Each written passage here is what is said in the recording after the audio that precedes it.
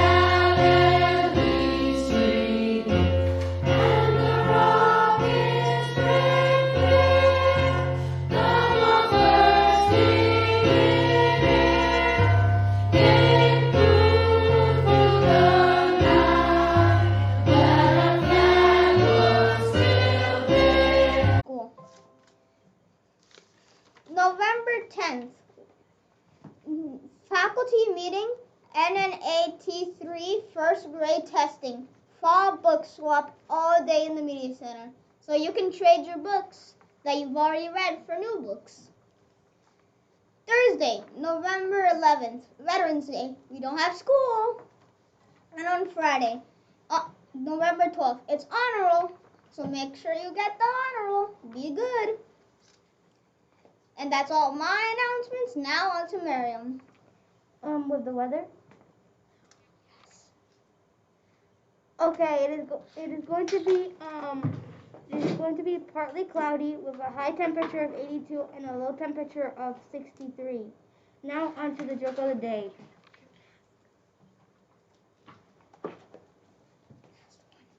Okay, why can't the dinosaur join the police force? Why?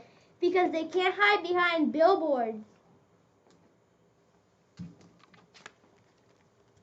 Thank you, Miriam. Now on to Emily with the birthdays. Thank you, Chris. And now to the birthdays. So today's birthdays.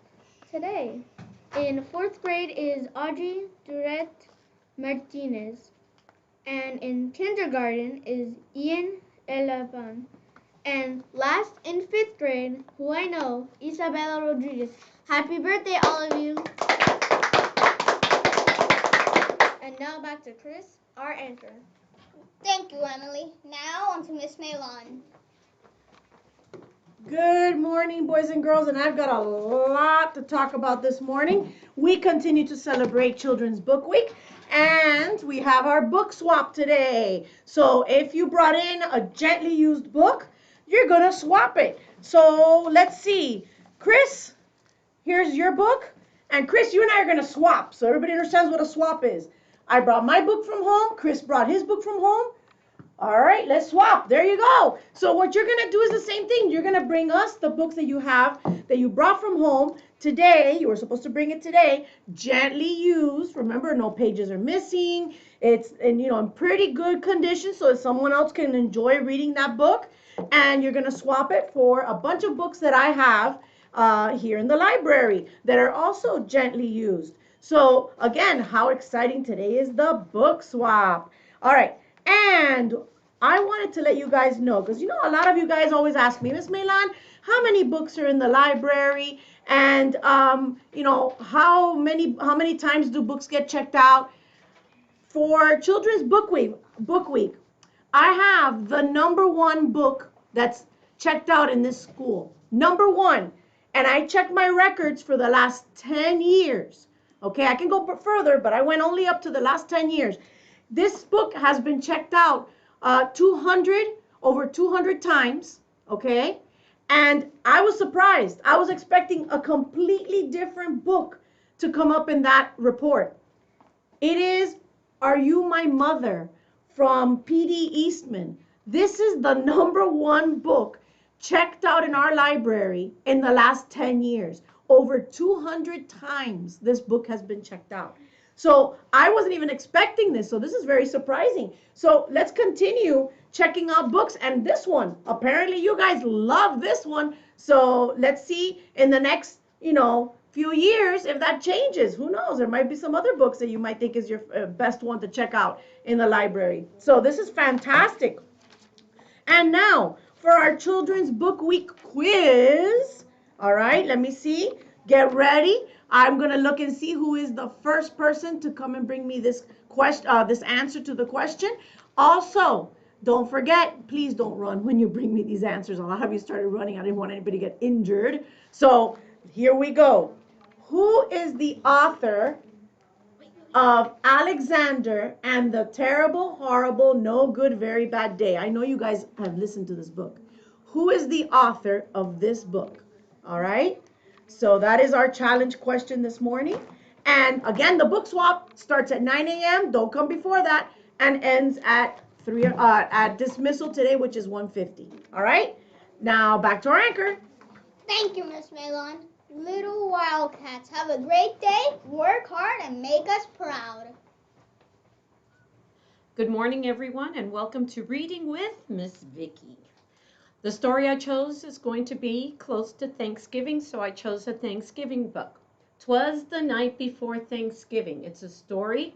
The author and illustrator is Dave Blickey. Here we go. 'Twas the day before Thanksgiving, and all through the trees the fall leaves were spinning aloft in the breeze. 8 children had boarded their school bus with grins in hopes that the field trip soon would begin. So the boys and girls are going on a field trip. They sang as they rode through autumn terrains, while visions of drumsticks danced in their brains. Drumsticks.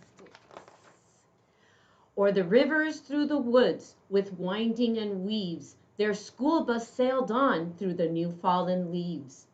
When out on the road there arose such a clatter, they threw down their windows to see what was the matter. When what with their wandering eyes should they see but a miniature farm and a tiny turkeys? There's the farmer and the turkeys.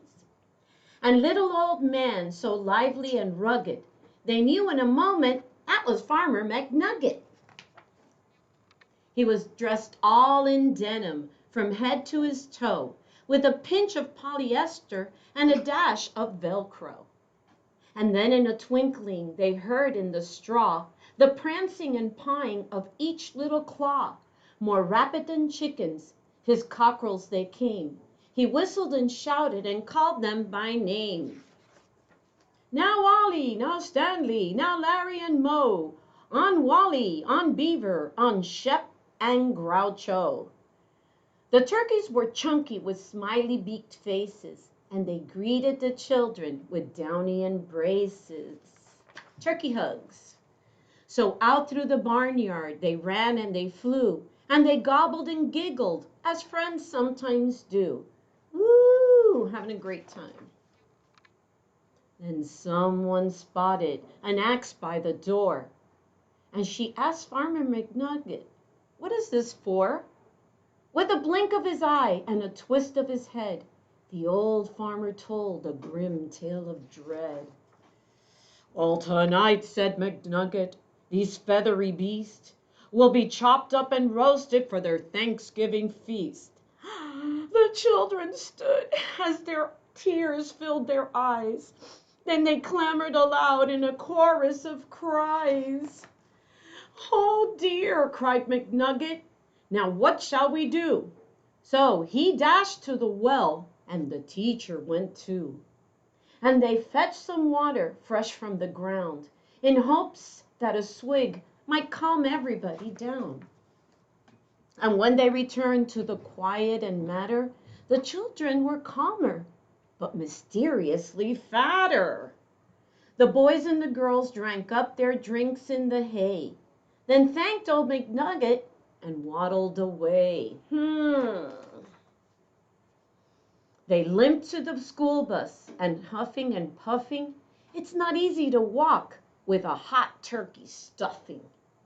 And then as the school bus drove off in the night, McNugget looked around, not a turkey in sight.